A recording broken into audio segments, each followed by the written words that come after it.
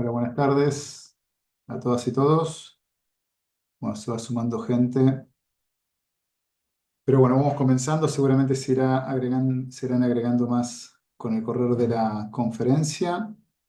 Bueno, damos inicio a una nueva conferencia magistral organizada por la Secretaría General de la Asociación Interamericana de Defensorías Públicas.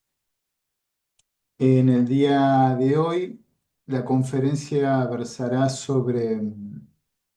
recomendaciones y prácticas para la defensa con enfoque de género de mujeres criminalizadas por delitos menores de droga.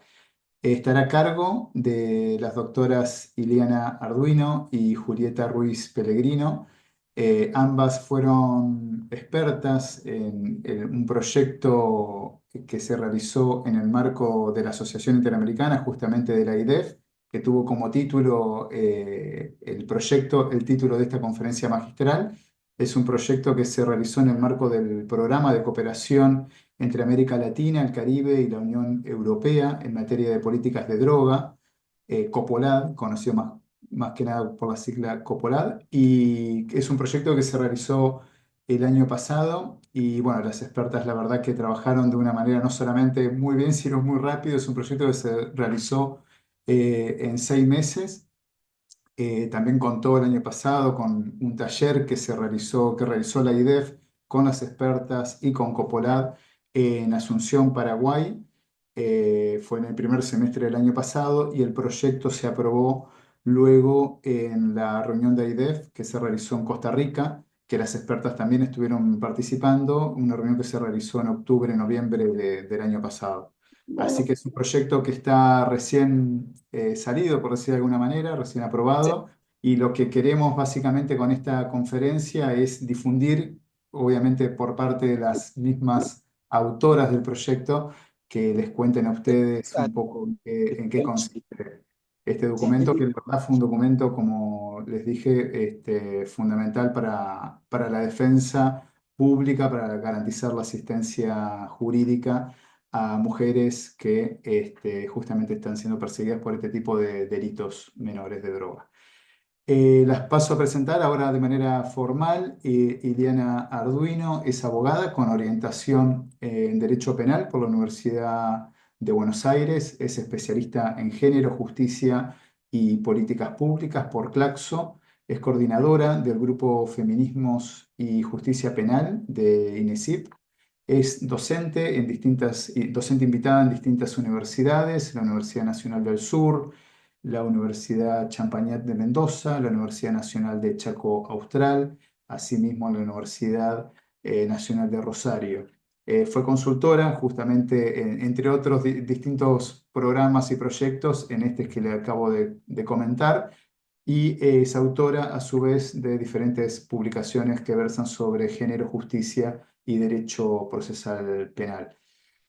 Por su parte, Julieta Pellegrino Ruiz es abogada también de la Universidad de Buenos Aires, con estudios de especialización y maestría en Derecho Penal por la Universidad Torcuato Di Tella. Es investigadora, a su vez, becada predoctoral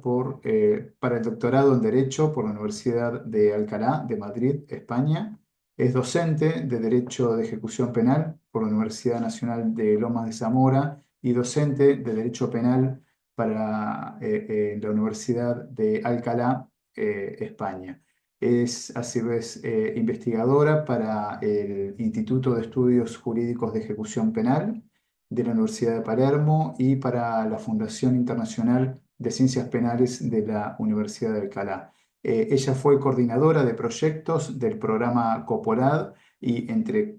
una serie de proyectos también participó, bueno, como les comenté, de este proyecto que van a presentar a continuación.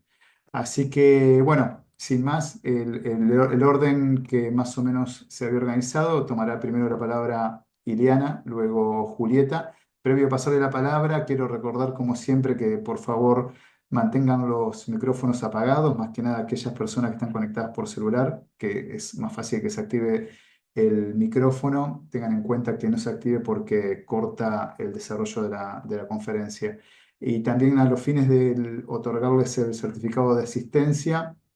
le pedimos que por favor completen el formulario cuyo link ahora lo vamos a pegar ahí en el chat. Y luego, bueno, como también solemos hacer en todas las conferencias, al finalizar las dos intervenciones, abrimos un espacio de intercambio con ambas conferencistas. Así que bueno, sin más, Iliana, te paso la palabra. Un agradecimiento especial desde AIDEF, desde la Defensa Pública Argentina, a las dos por haber aceptado participar en esta conferencia, que la verdad que seguramente será más que interesante. Así que ahora sí, Iliana, tenés la palabra. Gracias. Gracias a vos, Sebastián. Bueno, buenas tardes. Mutuo el agradecimiento. Siempre es un privilegio, digamos, la posibilidad de exponer el trabajo, de conversar con quienes en definitiva son destinatarios y destinatarias de esta caja de herramientas que es la guía. He dicho en alguna de las presentaciones anteriores bueno, que un trabajo de recomendaciones sobre las prácticas, por más acabado que sea, siempre necesita del uso, ¿no? Necesita de la implementación y de la adopción por parte de quienes cotidianamente tienen que llevar adelante defensas en casos concretos, y seguramente lo mejor esté por venir en ese sentido, ¿no? Que gran parte de la utilidad, de los aciertos que la guía tenga se puedan constatar, ojalá en la experiencia práctica, pero también todo lo que tenga por mejorar también va a ser probablemente producto de la interacción con la utilización y la implementación práctica. De ahí que hablemos de prácticas y recomendaciones. En definitiva, lo que manda es siempre la estrategia frente a los hechos concretos del caso y las posibilidades del entorno en el que las personas tienen que llevar adelante el desarrollo de la asistencia técnica, ¿no? En este caso, del aseguramiento del derecho a la defensa de las personas, de estas mujeres que atraviesan procesos penales criminalizadas por delitos menores de drogas. ¿Por qué este énfasis, no? Este énfasis en las especificidades que deben garantizarse en el ejercicio de la defensa técnica de las mujeres criminalizadas por este tipo de hechos. Bueno, por un lado, porque hay una serie de preocupaciones específicas, que no se trata solo de preocupaciones circunstanciales que pueden concitar mayor o menor atención, sino que han ido tomando carnadura en el ámbito del derecho internacional de los derechos humanos, sobre todo a partir del desarrollo y la adopción de distintos instrumentos que para la mayoría de nuestros estados tienen una cierta entidad vinculante, ¿no? Me refiero concretamente a la opinión consultiva número 29 de la Corte Interamericana de Derechos Humanos, que está apoyada a su vez, en gran medida, no solo, pero en gran medida, en el informe sobre mujeres privadas de la libertad que había desarrollado la comisión un tiempo antes y en el informe también de la comisión sobre el impacto del crimen organizado en mujeres, niñas y adolescentes en el norte de Centroamérica. Estos dos informes en particular tienen una serie de estándares específicos que dialogan con todo el desarrollo de la jurisprudencia del sistema interamericano y también con algunos desarrollos del ámbito de la CEDAW, específicamente en materia de acceso a la justicia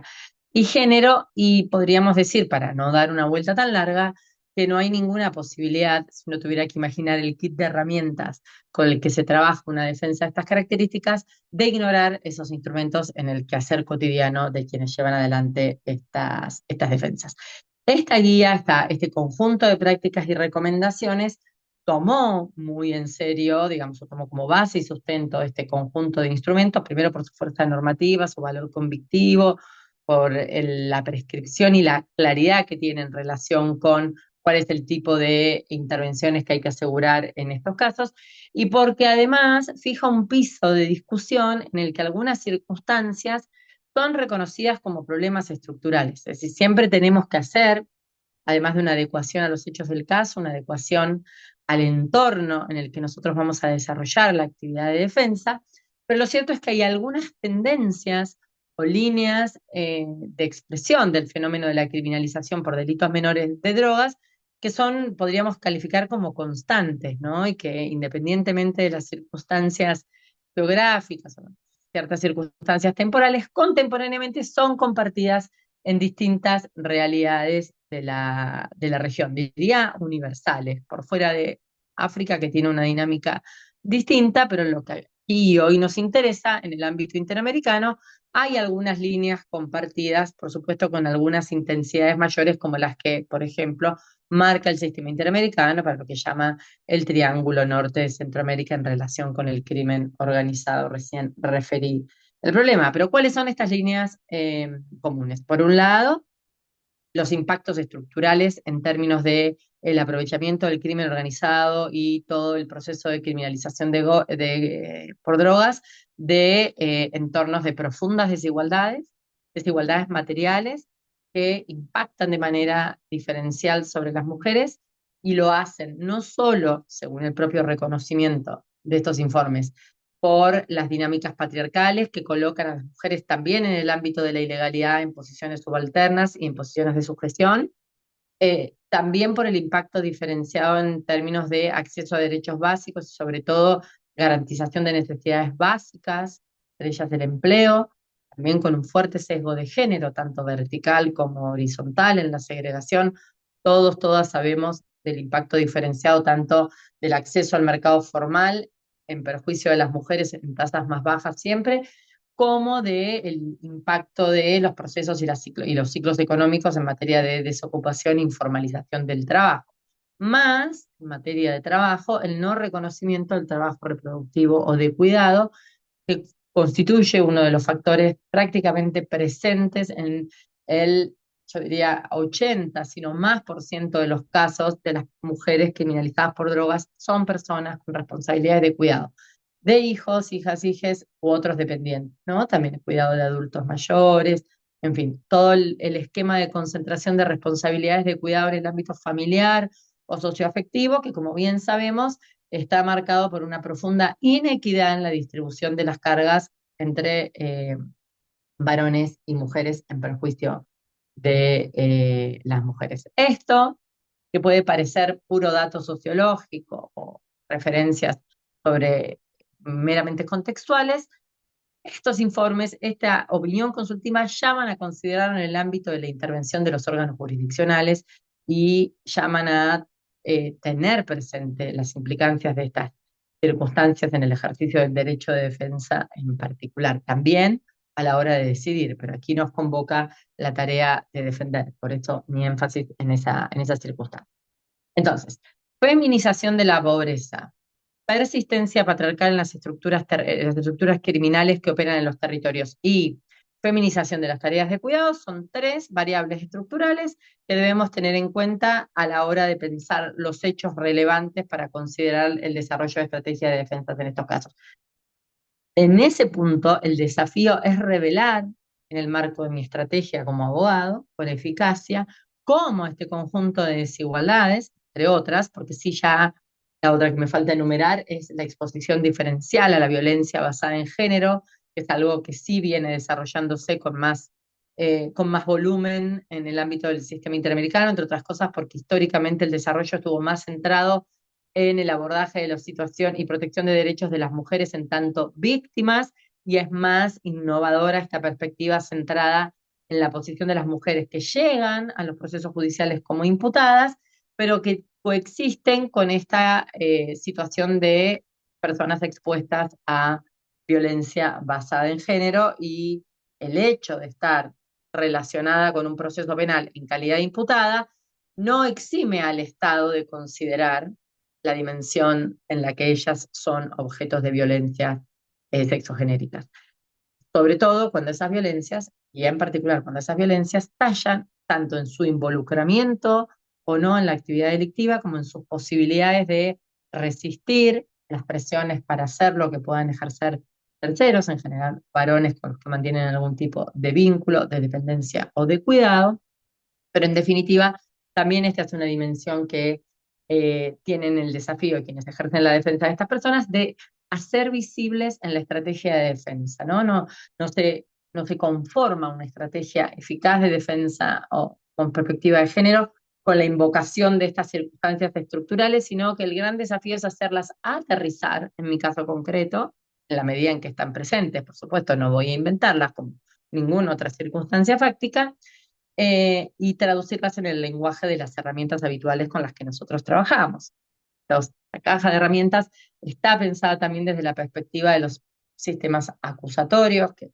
prácticamente regla en la región a esta altura, está pensado desde la dinámica de la litigación, que piensa procesos centrados en la oralidad y en la controversia entre, entre las partes, y también tiene un conjunto de recomendaciones, sobre las que yo ahora voy a entrar un poquito más en detalle, en relación con la implementación efectiva de perspectiva de género en el uso de la teoría del delito, que es una herramienta con la que habitualmente trabajamos en estos casos. Ahora, ¿qué significa tener una defensa eficaz con perspectiva de género, ¿no? También saludablemente, cada vez más estamos expuestos a capacitaciones, a información, a doctrina, a material que hace luz, que pone en evidencia la importancia de trabajar con enfoque de género, tal es la expresión más precisa que últimamente está utilizando el sistema interamericano. Eh,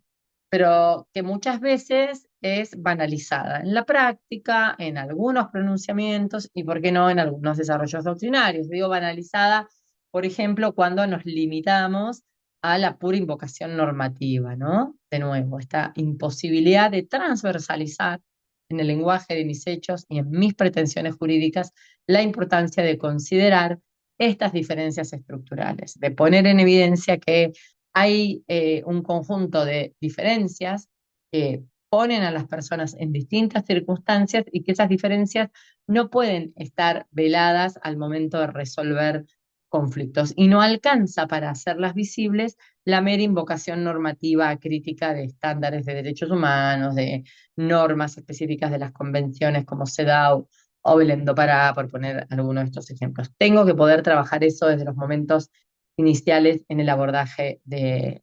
mi caso, ¿no? Entonces, ¿qué no es mera invocación genérica y abstracta de estándares sin explicar cómo conectan con mi caso? Por el otro lado, tengo que poder mostrar en los distintos momentos y con criterio en relación con la discusión que estoy dando, de qué manera, por ejemplo, determinadas circunstancias como estas desigualdades estructurales pueden incidir o deben incidir en la forma habitual en la que trabajo con herramientas como, por ejemplo,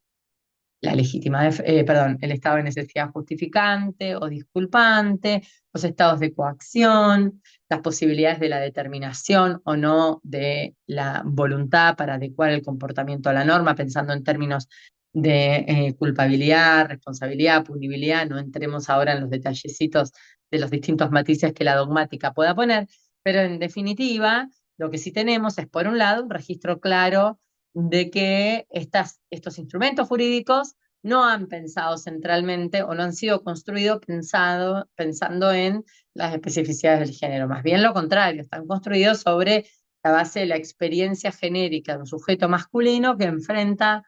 un proceso penal. Todas estas cuestiones, como la desigualdad estructural en materia de obligaciones de cuidado, ocupan un rol especialmente importante en relación con repensar y reescribir de alguna manera a la luz de los hechos y de estas exigencias de asegurar procesos con igualdad genuina, que no tienen nada que ver con tratar a las personas como si no atravesaran la vida con diferencias sustanciales como las que nombramos recién,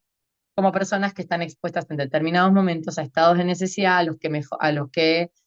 durante mucho tiempo ni siquiera hemos podido visualizar como tales, entre otras cosas porque hemos tenido naturalizado el trabajo de cuidado no como una tarea social asumida de manera desequilibrada por algunas personas, sino como una responsabilidad casi biológica atribuida a determinados cuerpos feminizados, por cierto, y no a otros masculinizados, por cierto. Esta exigencia de considerar estas diferencias, que muchas veces es superficialmente tratada como una forma de privilegio, ¿no? Esta idea de, bueno, entonces ahora las mujeres van a poder hacer cualquier cosa porque total decís que cuidan dos bebés y van a tener una exposición diferencial a la amenaza punitiva, es bastante insostenible. No voy a detenerme mucho, creo que todos, todas acá podemos desarrollar rápidamente argumentos para neutralizar eso. Digo, es un tipo de argumentación que suele aparecer, por ejemplo, cuando se discuten los regímenes carcelarios distintos, sobre eso yo no voy a hablar ahora, pero lo vamos a sí abordar en términos de las exigencias normativas que tenemos. Entonces, independientemente de lo que podamos pensar en un determinado momento de nuestras propias convicciones, lo cierto es que también la Corte Interamericana obliga a considerar esas diferencias, ya no solo en relación con estos instrumentos que nombré recién al principio, cuando comenzaba la locución, sino también quisiera traerles en particular un parrafito de la opinión consultiva número 16/99, también considerada en el desarrollo de la guía, que aunque está considerando la situación de una persona migrante, tiene una referencia que hace pleno sentido también para el abordaje de casos en los que tengo que ocuparme de la desigualdad de género, ¿no? Y dice ahí la Corte en relación con la forma en que los estados tienen que garantizar acceso a la justicia y el principio sobre todo de igualdad ante la ley en el acceso a los tribunales y su correlativa prohibición de la discriminación, dice la Corte. La presencia de condiciones de desigualdad real obliga a adoptar medidas de compensación que contribuyan a reducir o eliminar los obstáculos y deficiencias que impidan o reduzcan la defensa eficaz de los propios intereses. Si no existieran esos medios de compensación,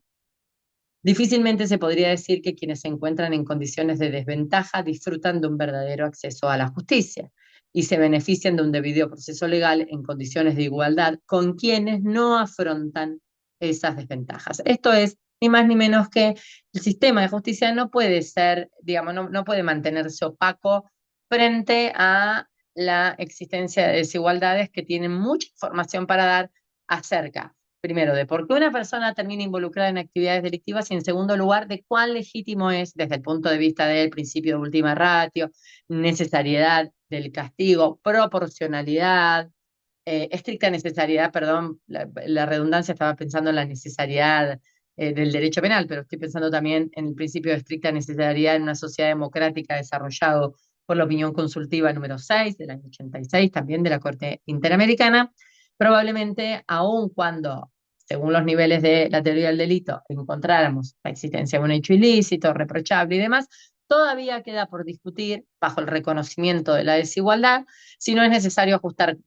por vía de compensación la necesidad o no de la imposición de castigos en esos casos concretos. Pero esto ya sería el final de la cadena, porque en gran medida lo que esta guía propone es mejorar el acceso a la justicia de las mujeres criminalizadas por delitos menores por drogas desde los momentos iniciales del proceso, poniendo en discusión y aprovechando todo el abordaje que la perspectiva de género articulada con eficiencia con la teoría del delito permite, para discutir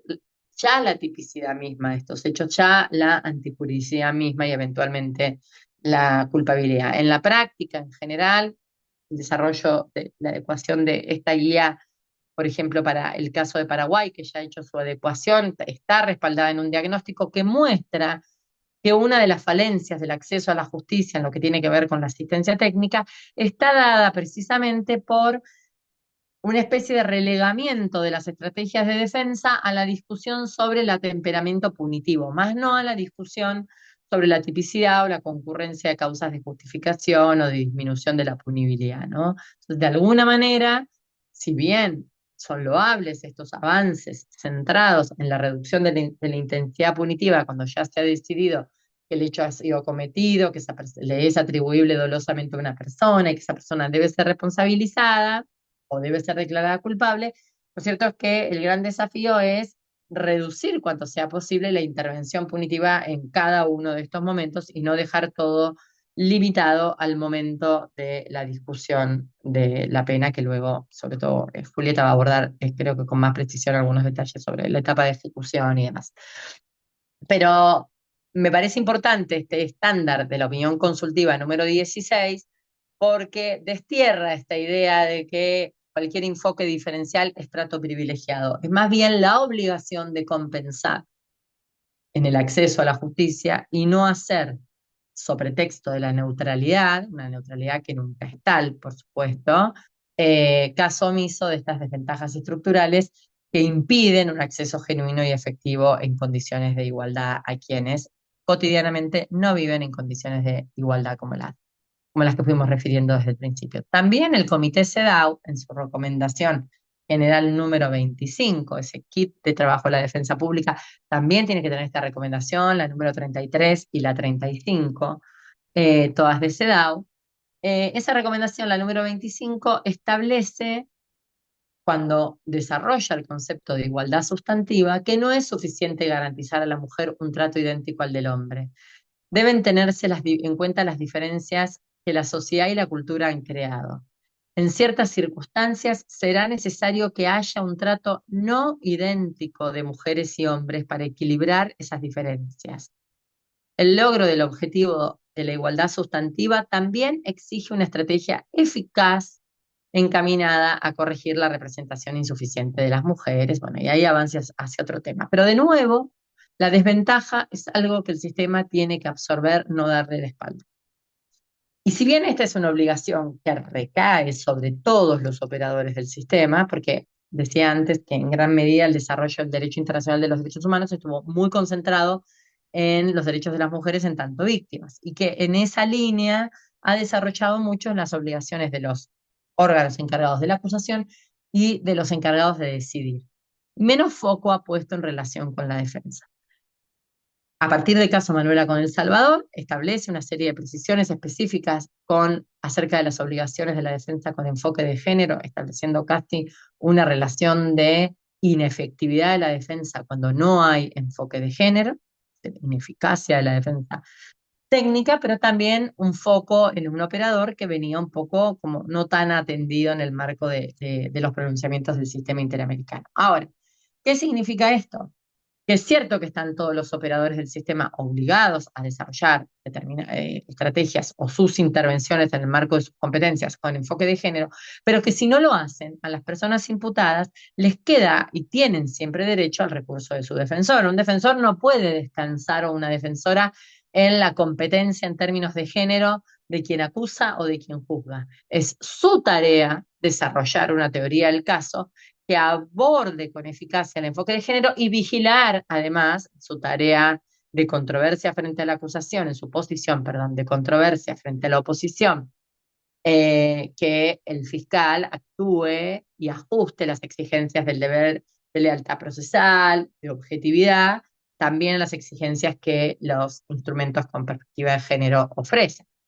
Ahí en ese punto trabaja con las propias recomendaciones que la Asociación Internacional de Fiscales ha planteado en relación con esto. Y me permito leerles un párrafo de esta guía de buenas prácticas en materia de drogas, porque creo que es un piso básico que los ministerios públicos se han puesto a sí mismos y que las defensas también en sus desarrollos institucionales, en sus desarrollos de litigio estratégico, tienen que considerar para saber cuál es el punto de exigencia, ¿no? Los fiscales se han dicho a sí mismos que la incorporación de la perspectiva de género es fundamental e indispensable para un eficaz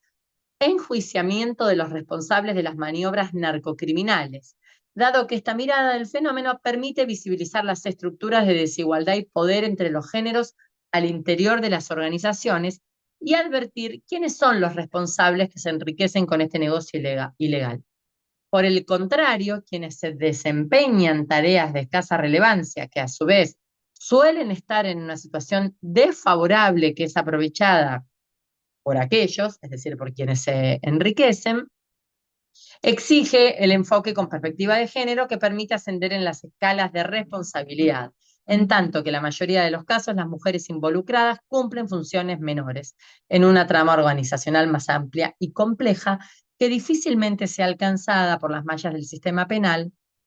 dado que ellas son las que se encuentran más expuestas. Esto es algo que hay que tomar casi como una especie de savia para el control y la exigencia constante a los fiscales. Sus autoridades, en sus asociaciones, impulsan guías de estas características saludablemente, pero no podemos estar como defensores por debajo del estándar de reconocimiento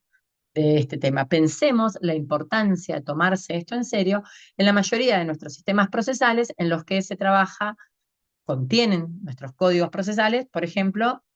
profusos criterios de oportunidad, mecanismos de disposición de la acción, de simplificación, de respuestas diversificadas, que muchas veces colisionan con la bravura de la normativa de guerra contra las drogas, pero que permiten en estos juegos de complejidades poner en evidencia también la necesidad de articular no solo de controvertir con la contraparte, que en determinados puntos de contacto esa agenda es compartida.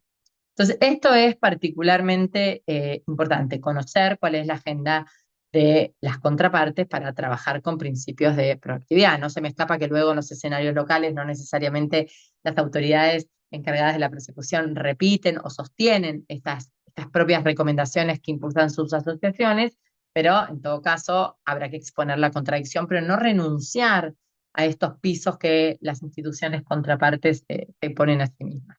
¿Qué significa un posicionamiento con enfoque de género? Bueno, un posicionamiento proactivo de la defensa. Decía antes, una defensa no se puede conformar o descansar en que en definitiva también es obligación de quienes juzgan y de quienes persiguen enfocar adecuadamente las cuestiones reconociendo las desigualdades. Es tarea de la defensa probar aquello que propone como hipótesis alternativa. ¿Significa esto que la defensa tiene que hacer el trabajo de la acusación? No, significa que si propone una versión alternativa de los hechos, y es muy difícil defender con enfoque de género sin una actividad proactiva de la defensa, tengo que ofrecer elementos que sostengan aquello que afirmo. Esta vieja mirada inquisitiva, burócrata de una defensa que se limita a decir casi como, siempre pongo este ejemplo que puede sonar infantil, ¿no? Pero casi como la tortuga de la historia sin fin, de podría ser, pero podría ser esta otra cosa, no, no. Podría ser con el grado de acreditación suficiente como, por ejemplo, establecerle una duda a la hipótesis de la acusación. La defensa tiene de su lado la posibilidad de generar duda, pero tiene que generar esa duda. No puede, esa duda no se construye, sabemos, con una hipótesis meramente especulativa para la que no ofrezco ningún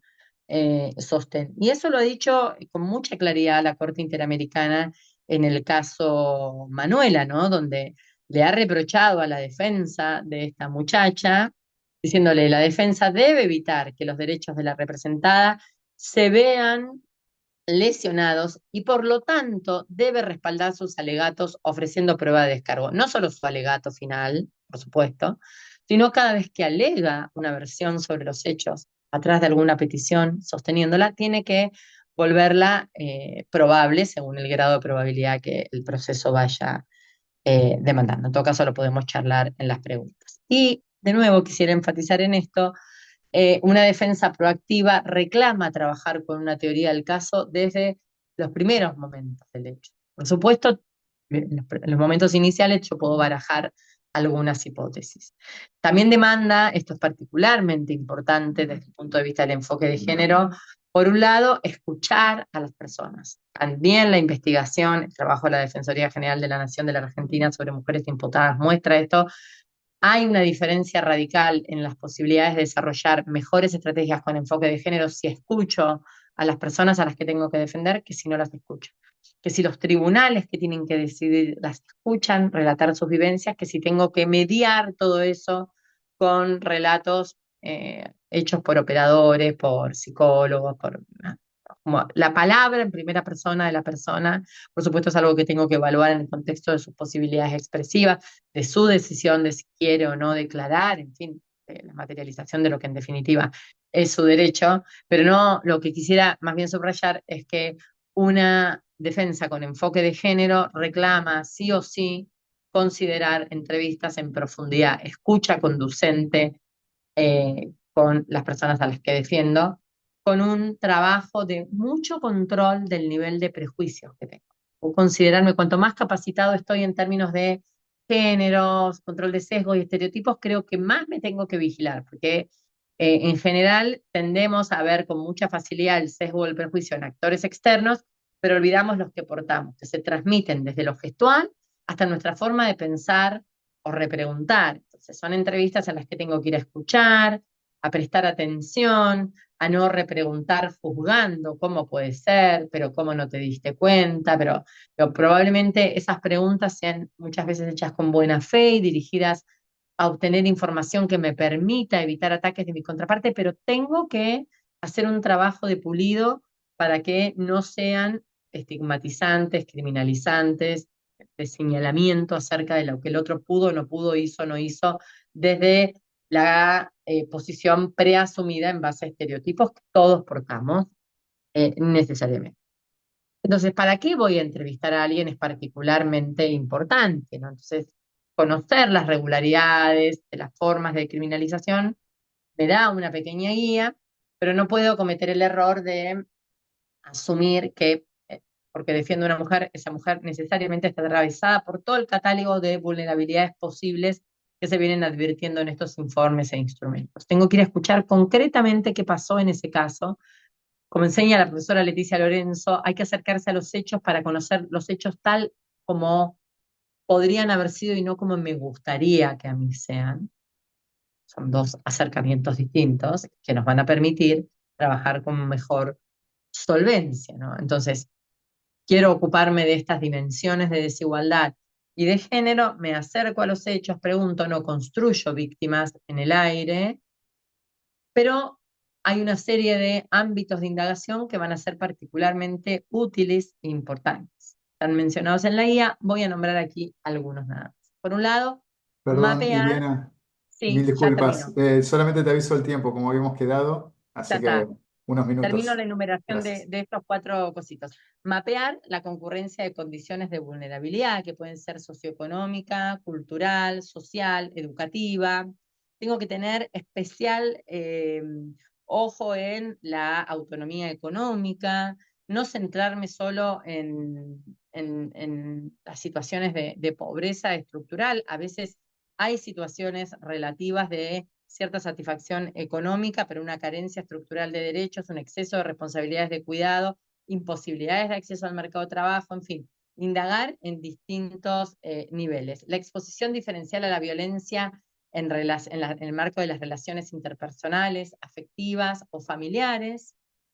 que se juegan, en la mayoría de los casos, la experiencia muestra en las relaciones de pareja o expareja, pero no se agotan en eso. El informe sobre Centroamérica, el norte de Centroamérica, es particularmente elocuente incluso en las relaciones entre varones y mujeres latinos, siquiera con relaciones interpersonales o familiares, hermanos, padres,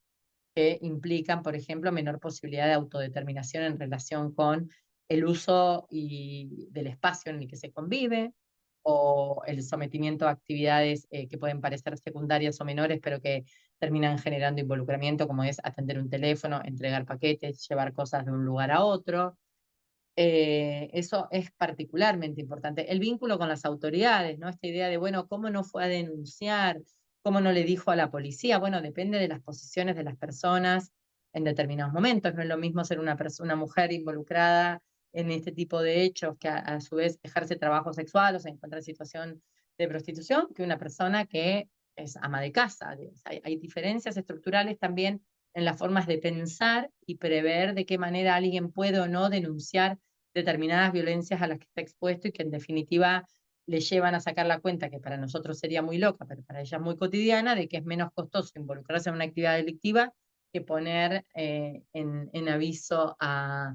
la autoridad, considerar los distintos lugares, por supuesto, la intersección con otras variables como la condición migrante, la condición racial, otro tipo de desigualdades, y siempre mucha atención a la cuestión del trabajo reproductivo y de cuidado, porque hay ahí, sobre todo, y en esto una advertencia general en base a las dinámicas y a la centralidad de los acuerdos de juicio abreviado en las estrategias de defensa, hay dos cosas que gravitan mucho. Una es la necesidad de sacarse muy rápido el proceso de encima, lo cual las empuja a aceptar acuerdos beneficiosos que implican no discutir los hechos en la medida en que eso acorta los tiempos de distancia con sus responsabilidades de cuidado. Como me dijo una vez una defensora con mucha buena fe, me dijo, no, con las mujeres es muy fácil trabajar porque ellas seguida asumen el hecho. Bueno, para un defensor o una defensora que una mujer asuma el hecho, tiene que estar siempre informado por la sospecha de, no es que tiene, porque es mujer moralmente, una predisposición biológica mayor a la responsabilidad o hacerse cargo, que es como esta persona lo leía, mejor en muchos casos puede ser, pero digo, no, no es esto, sino también en la posibilidad de que tenga una agenda tan cargada de otras responsabilidades que relega su propia defensa porque en su cálculo lo más efectivo en ese momento es asumir una responsabilidad para salirse rápidamente del proceso. Y por otro lado, porque muchas veces relacionado sobre todo con el involucramiento de las mujeres en el delito, van a encontrar en la guía todo lo que es el desarrollo de mujeres de las circunstancias muy pegado a sus vínculos sexoafectivos. Muchas veces la coexistencia de codefensas entre imputados e imputadas redunda en perjuicio de la posición de las mujeres relacionadas con un mismo hecho en el que está relacionado algún varón con el que tienen algún vínculo. Entonces, este punto de sus otras responsabilidades y sus otras formas de vínculo es particularmente importante para considerar no solo las estrategias de defensa concreta, en qué posición se está poniendo respecto de su propio caso, qué tipo de autonomía está ejerciendo cuando favorece respuestas que limitan la discusión del hecho, sobre todo en sistemas donde los procesos se suelen prolongar y el plazo razonable brilla por su ausencia, sino también mucho cuidado con las estrategias de encubrimiento, que en realidad son vivenciadas como cuidado muchas veces cuando están coinvolucradas con alguna otra persona con la que tienen algún vínculo en particular. Voy a llegar hasta acá porque me agoté mi tiempo.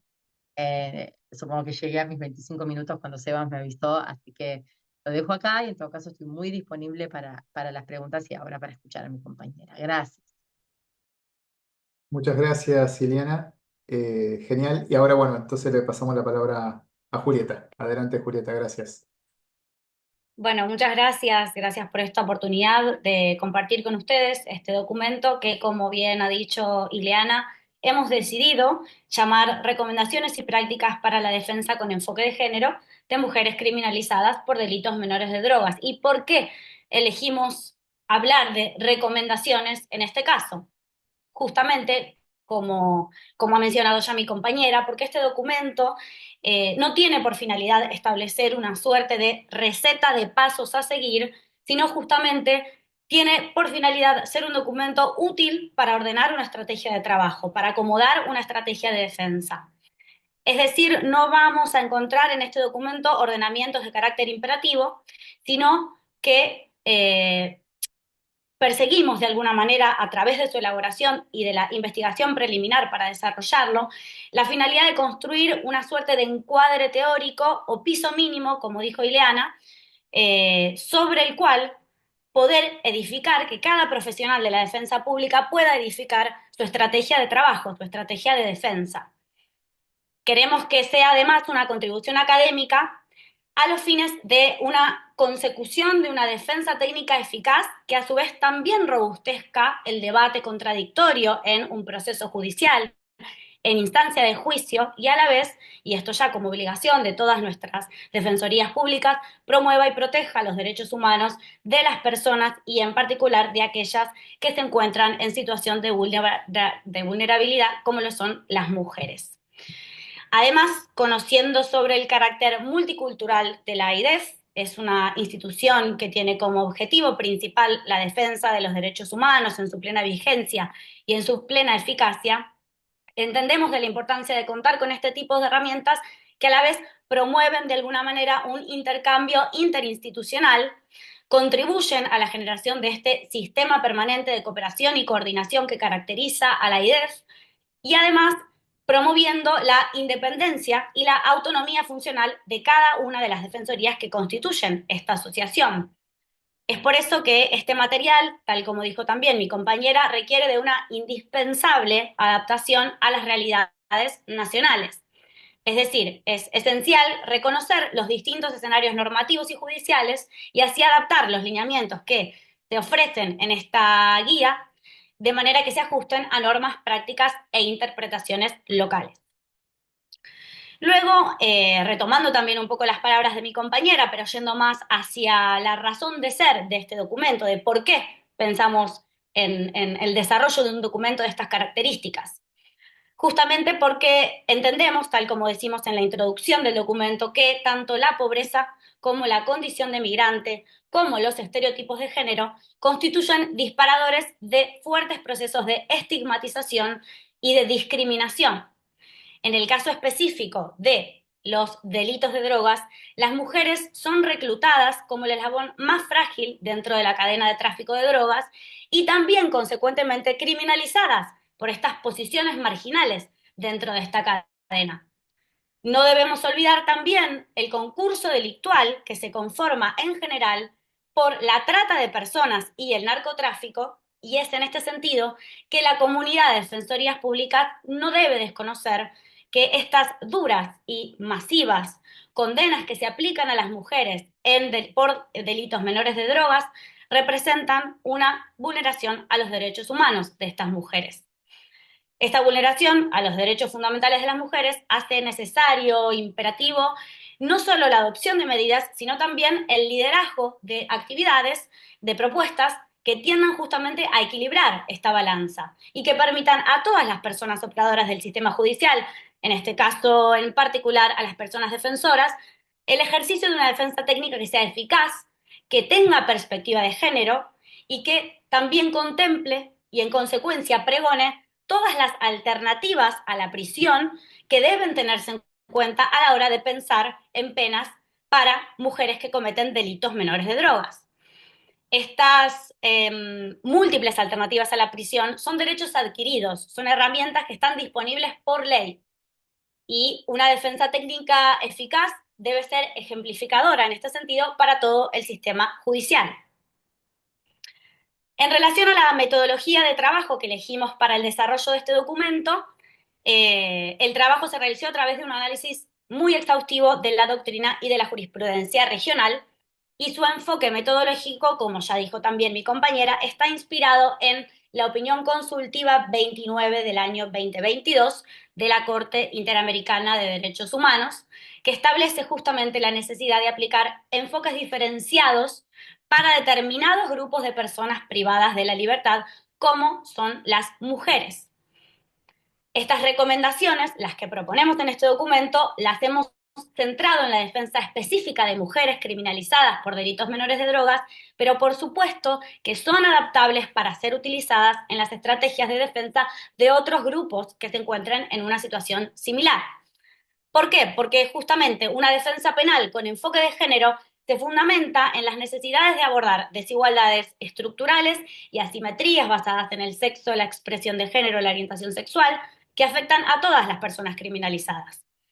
El enfoque de género, entonces, lo proponemos como una obligación reforzada para las defensorías públicas, que también debe aplicarse, como dijo Ileana, de manera proactiva, desde el momento inicial del proceso penal hasta, por supuesto, el proceso de ejecución de pena. Y acá es donde me quiero detener.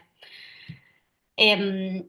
relación al proceso de ejecución penal, es decir, en relación a la instancia de ejecución de pena, en la instancia del encarcelamiento, el enfoque diferencial basado en el género debe enfatizarse durante todo el proceso y sostenerse durante la situación de encarcelamiento, fomentando que todas las decisiones que se adopten en esta etapa, es decir, en la etapa de ejecución,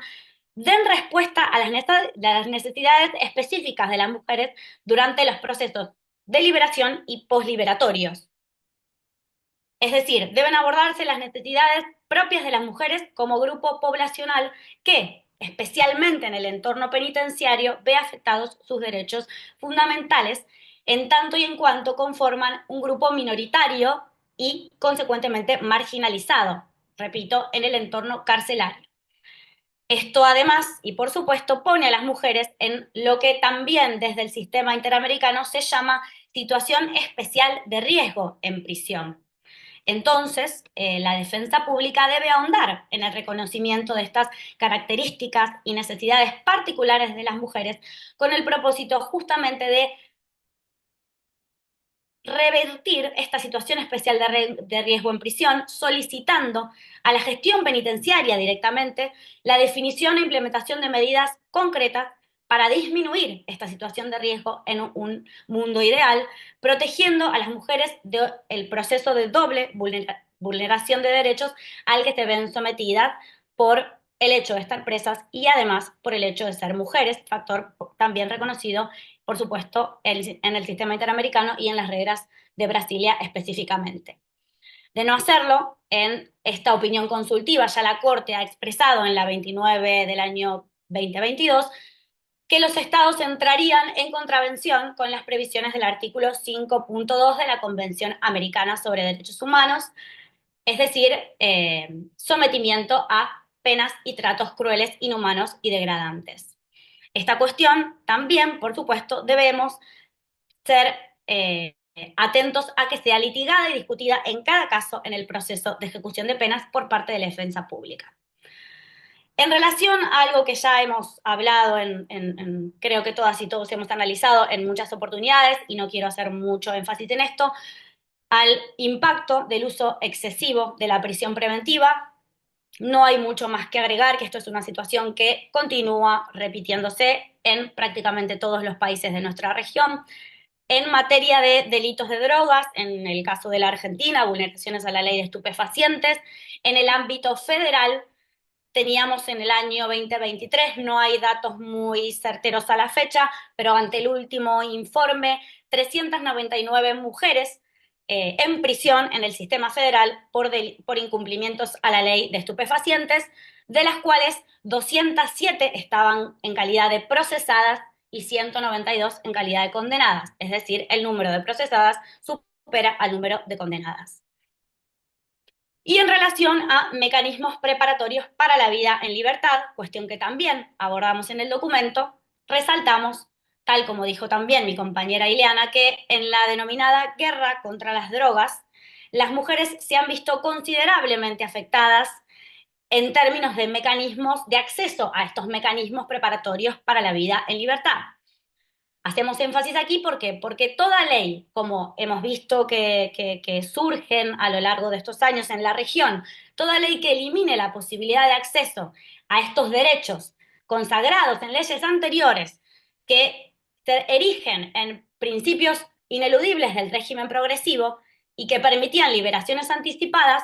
afectan trascendentalmente los derechos de las mujeres en su recorrido por el proceso penal. Por supuesto, y como es obvio, en materia de reinserción social, en materia de reinserción laboral. La imposibilidad del acceso a estos mecanismos preparatorios para la vida en libertad somete a las mujeres criminalizadas por delitos menores de drogas, especialmente porque además se encuentran en comisión de delitos de escasa lesividad y generalmente delitos sin víctima. Por tanto, estamos hablando de penas desproporcionadas y esencialmente injustas en estos casos.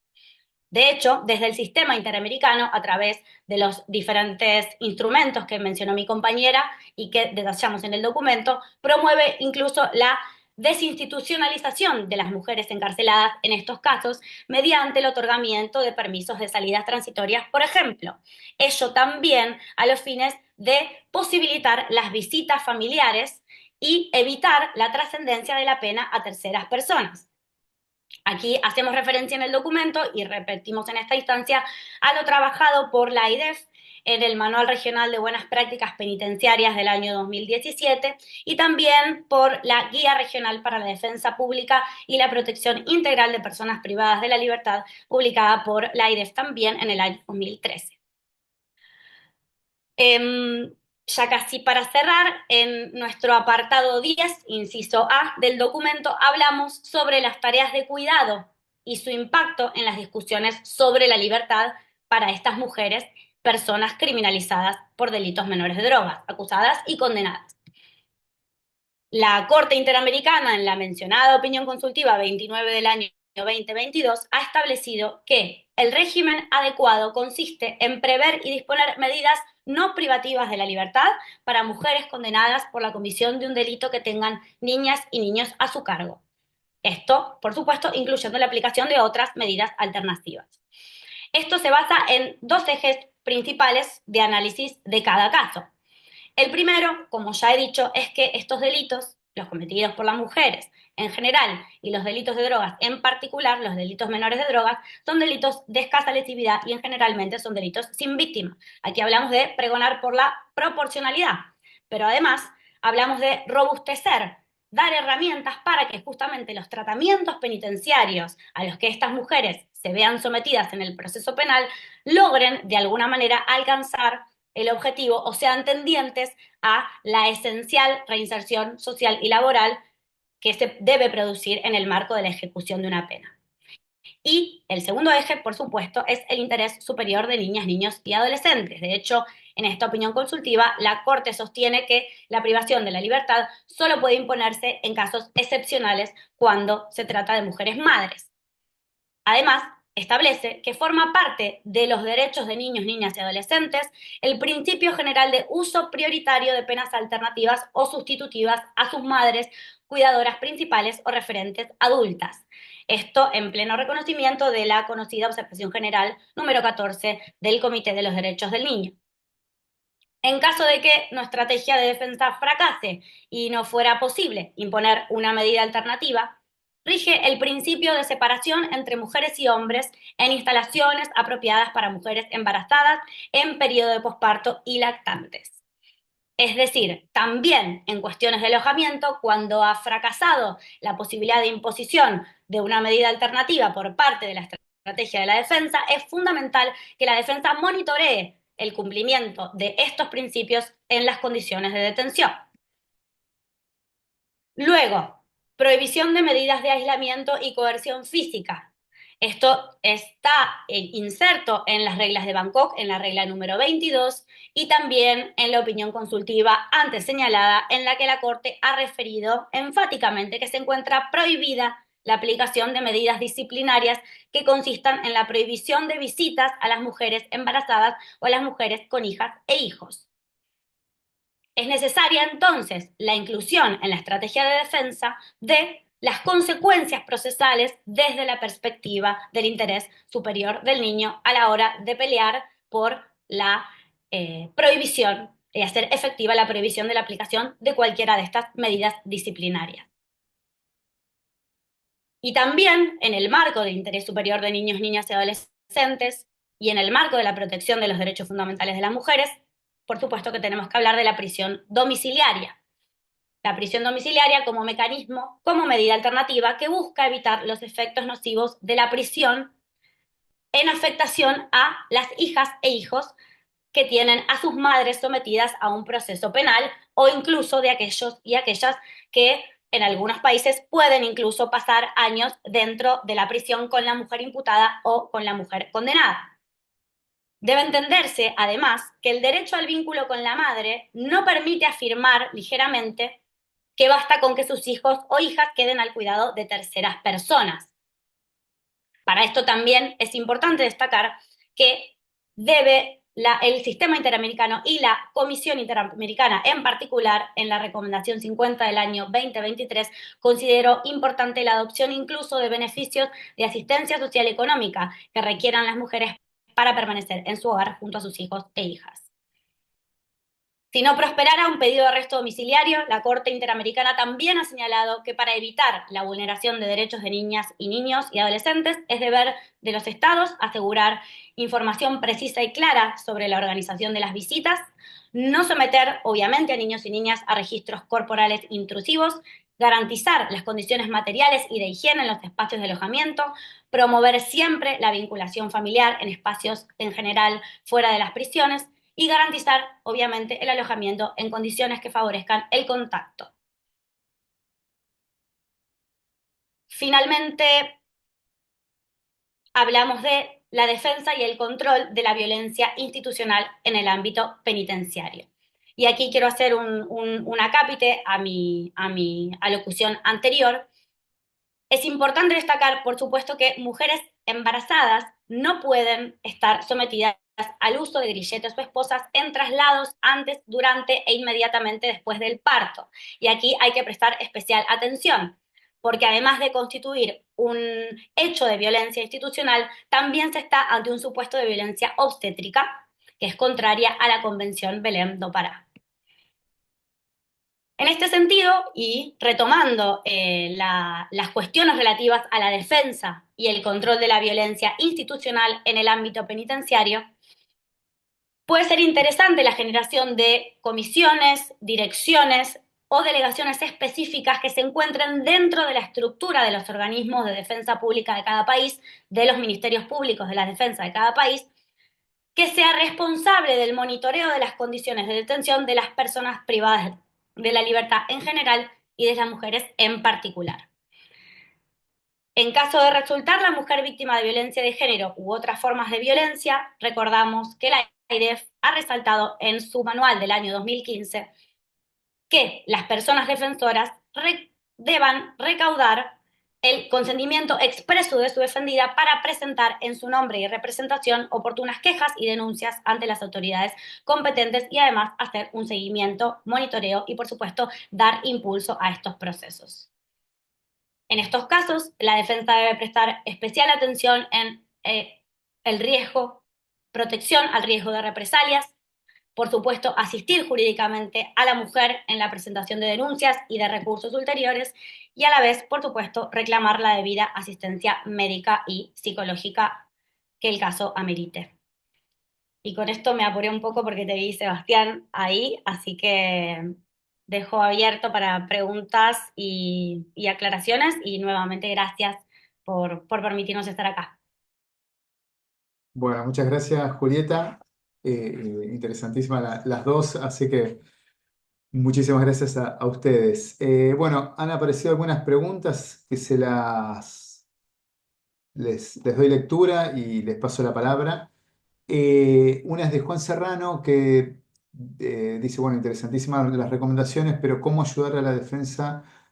en la defensa a una mujer que no quiere muchas veces por temor decir quién la obliga a cometer esos hechos porque puede ser su compañero de vida o algún grupo delictivo muy peligroso por los que prefiere no aportar elementos que lleven a probar esa hipótesis? Por lo que muchas veces solo podemos decirlo, pero no probarlo, digamos. Esa es una pregunta. Después, por otro lado, de Roberto Lugo, y qué hacer cuando la mujer infractora es una inmigrante que en el país del hecho no tiene a nadie y no hay forma de depositar un elemento de prueba en su favor. Por otro lado, de Edgar Meléndez, otra pregunta es, ¿con qué otros elementos probatorios se podría ejercer la defensa de la imputada cuando no quiere declarar sobre su instrumentalización del hecho delictivo por temor a su vida? Bueno, está un poco vinculada a la primera pregunta, a su propia vida o a la de familiares, qué herramientas de defensa se pueden utilizar dentro de la perspectiva de género en materia internacional de derechos humanos. Así que les paso la palabra, Ileana, Julieta. Gracias. Juli, ¿querés que empiece? ¿Querés empezar? Solo algo breve y Ile, si querés después te cedo la palabra, pero creo que es algo en lo que hizo énfasis Ileana al final de la exposición que me parece muy importante y que no aplica solamente a estos casos, pero por supuesto que es esencial, que es la eh, imposibilidad de hacer una codefensa, una estrategia de codefensa, es decir, remarcar y resaltarle a la mujer más allá de luego, en una etapa probatoria, la recopilación de los elementos que constituyen la estrategia de defensa, es esencial que esta defensa no sea una codefensa, es decir, que el profesional de la defensa pública solo defienda los intereses de la mujer y que esto sea aclarado hacia nuestra defendida. Solo nosotros pregonaremos por los intereses de una única persona, en este caso de una única mujer, y en base a eso la estrategia de defensa no se va a ver afectada por intereses contrapuestos. Es algo quizás muy básico, pero que muchas veces se olvida y que muchas veces no se practica tampoco. Y así de alguna manera se genera un espacio de absoluta intimidad que está basado en una estrategia de defensa y en la necesidad de evitar que se choquen los intereses en la estrategia de defensa, si yo defiendo a dos personas diferentes, eh, creo que eso como base fundamental ayuda, ¿no? Por supuesto, a evitar, quizás no evitar este temor, pero sí a aminorarlo, no solo en medida de generar un espacio de confianza, sino también desde de una posición profesional. Que tiene que ver con eso, con la imposibilidad de realizar codefensas, es decir, que una misma persona defienda a dos personas en el marco de un mismo hecho. Ile, te cedo la palabra. Sí, bueno, eso digo, comparto, suscribo en los casos de riesgo de coimputados en general, hay que tratar de evitarlo cuanto sea posible por razones como las que con más detalle apuntaba Juli recién. Ahora, respecto a la pregunta, habría que ver, lo primero es, digamos, considerar respecto de qué hechos la situación de sometimiento o de violencia puede gravitar en la estrategia de defensa, ¿no? Yo creo que una primera forma de pensarlo no es pensarlo en términos de es víctima o se dice víctima, sino de qué manera una cierta forma de victimización está relacionada con el hecho que a una persona le es imputado. Eso como primera cuestión. Segundo lugar, sobre todo por ejemplo, todo el desarrollo que hay en materia de no punibilidad a víctimas de trata y este principio de no punición a personas que están siendo víctimas de alguna forma de violencia, está abordado en la guía en particular,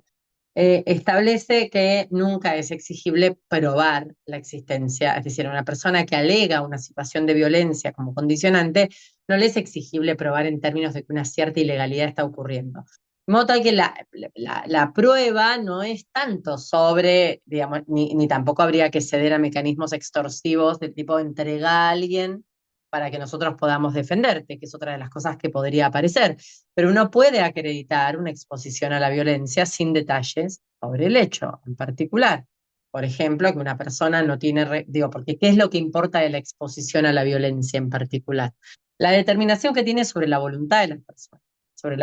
la determinación de las personas. Entonces, independientemente de que yo pueda probar con pelos y señales de qué manera, quién, lo que puedo probar es un escenario de condicionamiento y determinación. Pero de nuevo hay que ver los hechos en cada uno de los casos. Por supuesto que si estoy defendiendo a alguien que forma parte de una organización en la que hay cantidad de personas presas, hay, no sé, situaciones de carteles, estoy pensando en muchas de las situaciones referenciadas en el informe del norte de Centroamérica, de la Comisión Interamericana, yo voy a tener que tener estrategias de trabajo más sofisticadas. Ese párrafo que les leía de la Asociación Internacional de Fiscales, por ejemplo, marca la posibilidad del uso de herramientas de discusión donde claramente, independientemente de la capacidad de una persona, de la autonomía de una persona para poder contar con pelos y señales cuáles son los niveles de sugestión que tiene, del mismo tipo de participación que tiene en una determinada actividad, es posible colegir que estamos hablando de un eslabón absolutamente irrelevante que no tiene sentido, según el propio discurso de las fiscalías, sea objeto prioritario de persecución penal. Pero de nuevo, digo, pienso algunos de estos ejemplos especulando con distintos escenarios fácticos, pero hay que ver sobre todo los hechos concretamente. Pero también puedo tener una persona muy expuesta a situaciones de violencia que no tienen nada que ver con el hecho por el que está siendo imputada. Entonces yo tendré que ver si eso de alguna manera me sirve para discutir su dolo o me va a servir para discutir en algún otro nivel de discusión de su caso.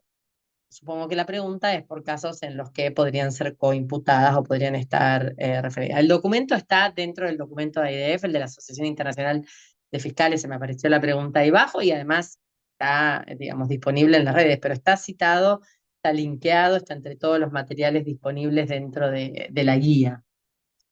Lo otro, lo de la situación de una persona migrante, bueno, por supuesto, plantea desafíos, digamos, y pienso en la importancia, algo Julieta dijo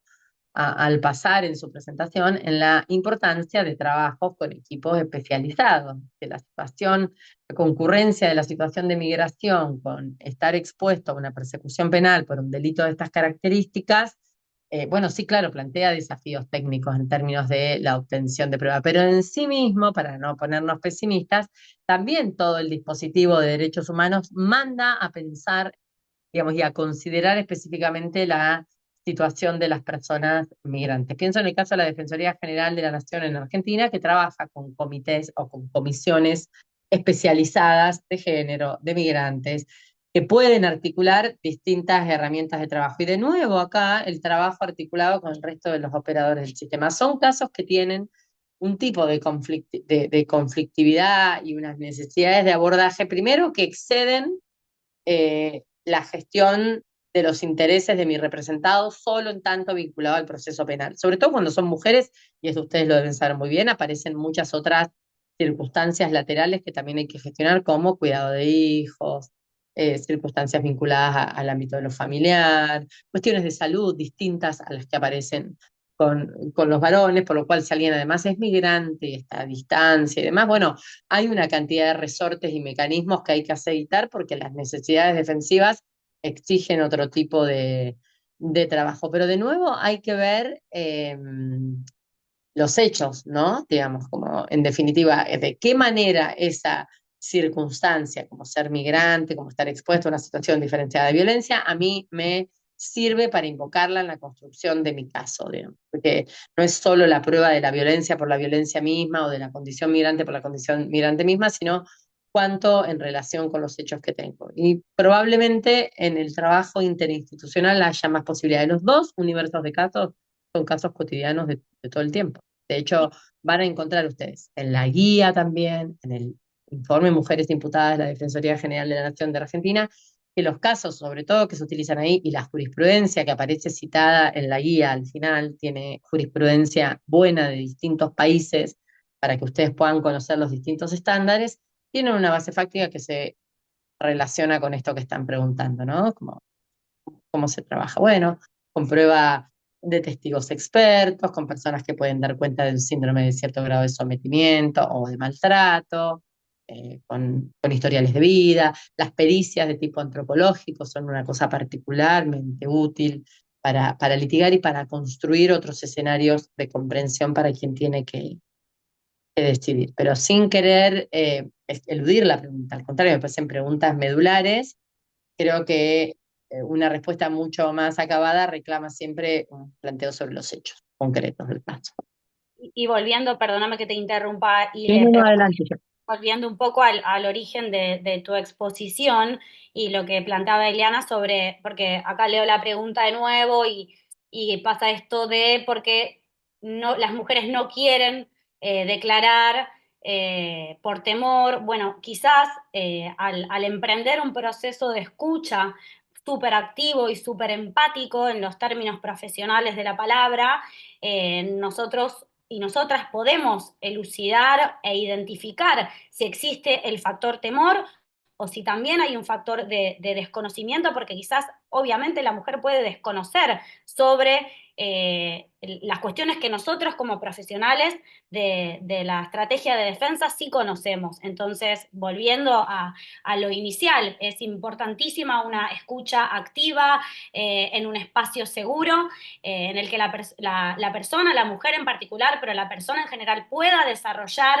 una y otra vez los hechos del caso y que seamos nosotras y nosotros los que identifiquemos estas cuestiones que tengan que ver con coacción, con temor y por supuesto con estereotipos de género y con discriminación para que nos sirva para nuestra estrategia del caso. A veces es quizás un poco más sencillo, pero se nos olvida en el afán de trabajar celeramente y rápido o con muchos casos en la mano, pero es muy importante generar ese espacio porque muchas veces la mujer incluso no lo sabe, por eso no lo dice, porque no sabe que eso que ella vivenció a nosotros nos funcionará como un recurso en nuestra estrategia de defensa. Eh, Eso. ¿No? Esto que dice Juli es muy importante porque incluso una persona que identifica la situación de violencia pero expresa temor nos está dando un montón de información respecto a alguien que ni siquiera percibe que eso es lo que puede estar pasando. Y nosotros tenemos que también poder identificar esa situación, aun cuando no es enunciada de esa manera por esa persona, que es una cosa compleja, no la puedo hablar por ella, pero sí puedo identificar una serie de circunstancias objetivas. Voy a poner un ejemplo muy pavo. Por ahí alguien me dice algo así, como que está asustada, que no quiere decir, pero yo puedo acreditar un grado de sometimiento altísimo porque cobra 2 pesos para traficar kilos de cocaína cuya cotización es en decenas de miles de dólares. Entonces, digo, puedo construir esa información sobre la subalternización, la extrema dependencia, es un rol no determinante y para nada protagónico en el emprendimiento delictivo, a partir de otros elementos que me muestran objetivamente la posición de su gestión de una persona que por ahí ni siquiera identifica esa asimetría, ¿no? Como la identifica. Por eso son importantes los hechos respecto de dónde voy a construir y a lo mejor no necesito siquiera hacerla hablar. Porque muchas veces la fantasía es el relato de de la persona imputada, víctima también de algunas violencias, por cierto, que me cuenta un relato que produce un caudal de piedad y que a todos decimos, pero claro, ¿cómo? El aparato punitivo en este caso y todo. Pero a veces no, y digamos, y también el problema que tengo es que cuando no se presenta todo ese caudal expresivo o esto que puede generar piedad, dejo en situación de indefensión, aun cuando objetivamente podría haber circunstancias que sin ser tan expresivas o tan elocuentes, me dan insumos técnicos para plantear que ahí no hay sino sometimiento, determinación, condicionamiento y demás. Pero bueno, por eso los hechos son importantes. Bueno, gracias a ambas. Hay un comentario de Edgar Meléndez, bueno, también vale decir que es defensor público interamericano, que dice de Guatemala que en Guatemala al tener a una mujer detenida por delito de este tipo, se alerta y se activa un equipo multidisciplinario para probar la violencia de género entre ellas, bueno, que está realizado ese trabajo por trabajadoras sociales, psicóloga experta en género y un análisis de Sí, información para buscar una estrategia de nombré perspectiva. con un cierto centralismo argentino, me disculpo, hice referencia a la Defensoría General de la Nación, pero en la guía está referenciada la experiencia de Guatemala, que también en el ámbito de su Ministerio Público, por lo menos durante la gestión de Claudia Paz y Paz, no sé si eso se mantuvo, también tenía una política bastante interesante de trabajo interseccional en razón de género. Y la defensa pública además tiene una serie de manuales específicos sobre utilización de la teoría, de la defensa pública guatemalteca, de la teoría del delito y también estos dispositivos de abordaje en la misma línea de la organización especializada. También está referencia a la experiencia de Costa Rica y la de Chile en la guía, que es bastante más reciente, pero buenísima la intervención de Edgar. Ya, solo he hecho referencia a la situación argentina. Gracias.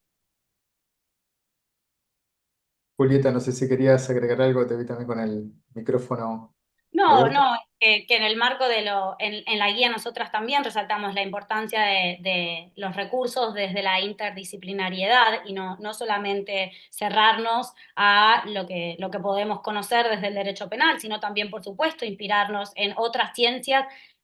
como la psicología, la sociología, la antropología y cualquier otra herramienta que nos ayude justamente a fortalecer desde la teoría nuestra estrategia y también, y hago énfasis en esto porque nos parece súper importante, en el proceso de entrevistas con las mujeres y en una propuesta de escucha totalmente atenta, totalmente empática y totalmente profesional, en la que no le extraigamos las palabras a la persona y que también le demos las herramientas a la persona para que pueda dárnosla y así establecer una estrategia de defensa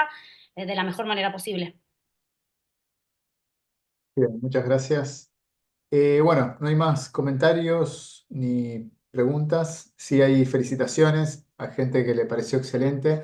Así que bueno, me sumo a esos mensajes también. La verdad que excelente las dos. El documento, bueno, es impresionante, como ya lo comenté al principio, muy interesante. Invitamos a que lo lean.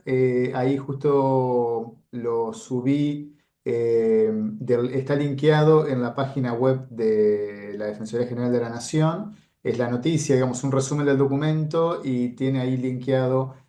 van a poder bajar, quiero decir, el documento del cual estamos hablando en esta conferencia magistral. Así que, bueno, Iliana, Julieta, buenísimo. Aparte de eso, tener de primera mano que lo comenten ustedes es muy valioso. Así que agradecerles muchísimo. Espero que a todas y todos aquí presentes también les sea de utilidad. Lo pueden obviamente difundir ampliamente. El documento es para que circule y justamente la razón de ser de esta conferencia es para que el documento darlo a conocer y que circule entre todas las defensorías públicas que forman parte de la IDEF. Así que la conferencia también, en una pregunta que hicieron, si se estaba grabando, sí se está grabando y también luego se va a subir al canal de YouTube de la Defensoría General de la Nación y lo vamos a difundir también por la página web de AIDEF. Así que también queda como material de capacitación para difundir. Así que bueno, sin más, nuevamente Eliana y Julieta, muchísimas gracias. Seguimos en contacto y a todas y todos, también a ustedes, muchísimas gracias por participar de esta conferencia. Un Gracias. agradecimiento a la IDEF y a las personas y a mi compañera y a la invitación de ustedes, Sebastián. Gracias. No, de nada. Gracias. Interactuaron muy bien, así que genial. Me encantó la conferencia. Nos vemos. Chao, hasta luego.